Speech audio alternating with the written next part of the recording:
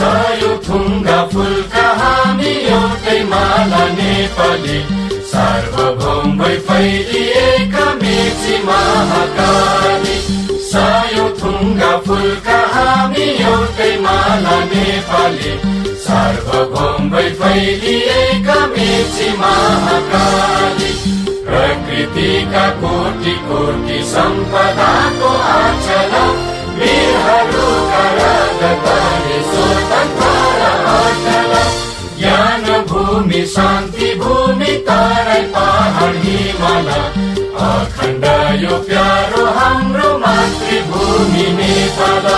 बहु जाति भाषा धर्म संस्कृति छन् विशाल, अग्रगामी राष्ट्र हाम्रो